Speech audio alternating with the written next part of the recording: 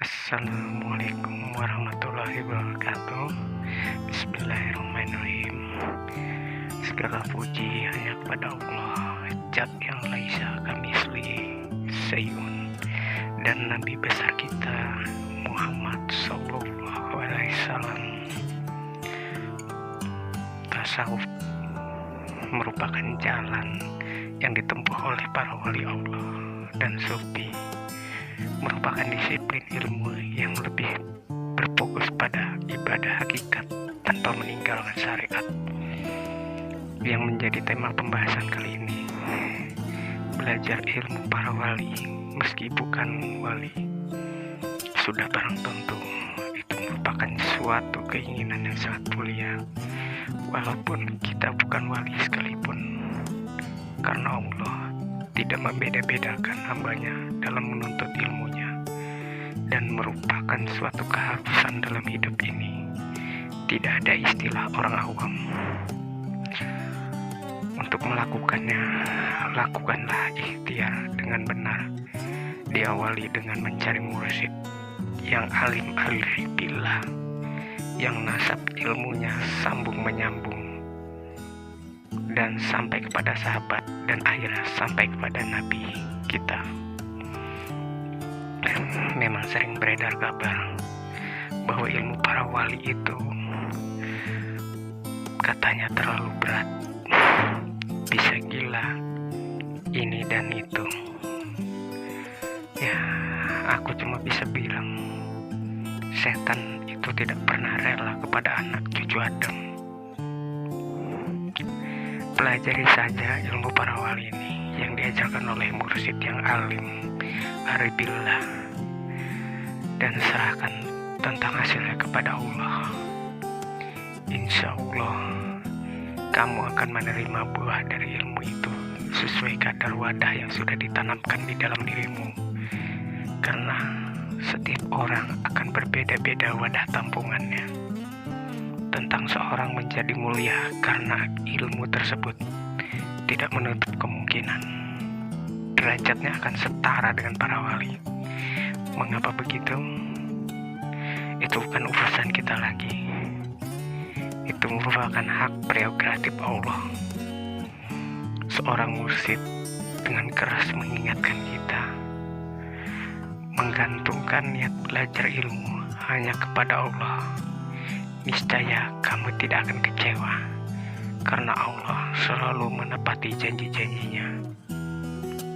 Tapi terkadang kita belum melakukan apa-apa, sudah menghakimi diri sendiri bahwa kita tidak mampu. Akhirnya apa yang kita pikirkan terwujud dengan keyakinan itu. Sedikit clue, sejujurnya amalan para salik itu ringan, tapi selalu istiqomah dikerjakan, selalu disiplin, karena Nabi sendiri menyukai amalan-amalan yang kecil tapi konsisten dilakukan, daripada ibadah besar tapi jarang dilakukan. Dan siapa saja bisa melakukan amalan ini, sekalipun anak baru balik. Sedikit metode dasar yang bisa kita lakukan di rumah: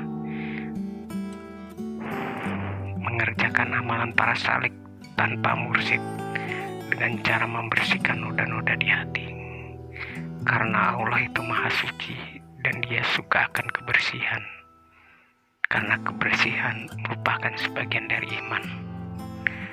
Karena Allah tidak berkenaan menurunkan ilmunya yang di hatinya masih bernoda-noda dosa. Langkah pertama, lakukanlah sholat tobat di malam hari. Dan yang kedua, latihlah hatimu dengan istighfar kepada Allah sesering mungkin tanpa kamu jahirkan pengucapannya.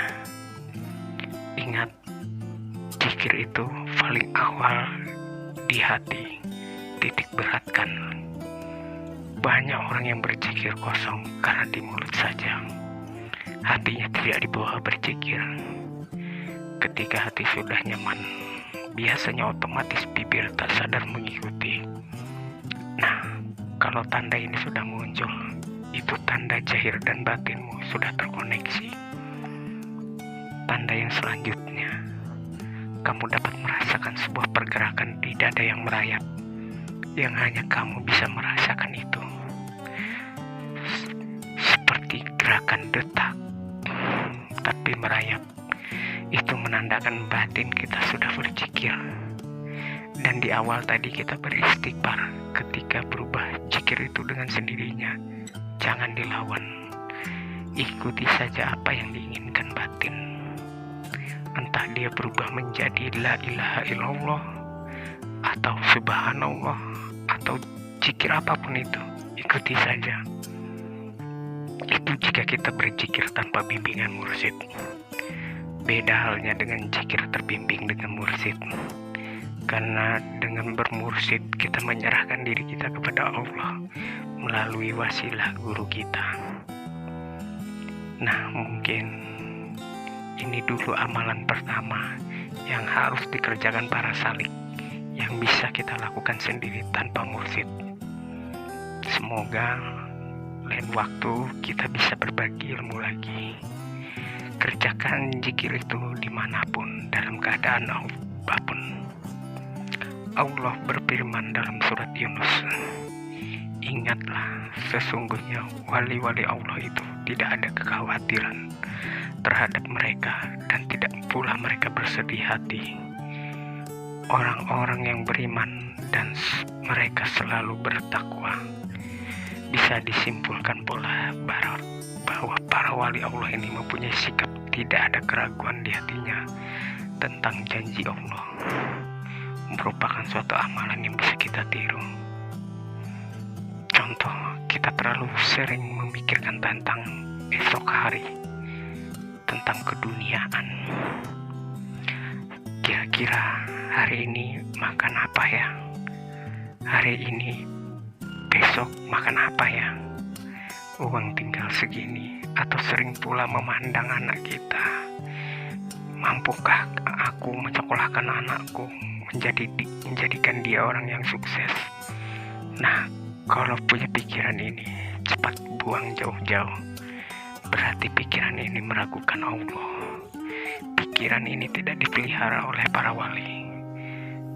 Tugas kita percaya akan janji-janji Allah, bahwa Dia yang mencukupi kita, dan tugas kita lainnya hanya berdoa dan ikhtiar. Hidup mati kita di bawah kuasanya. Kelebihan belajar ilmu para wali Allah ini tidak bisa disebutkan satu persatu.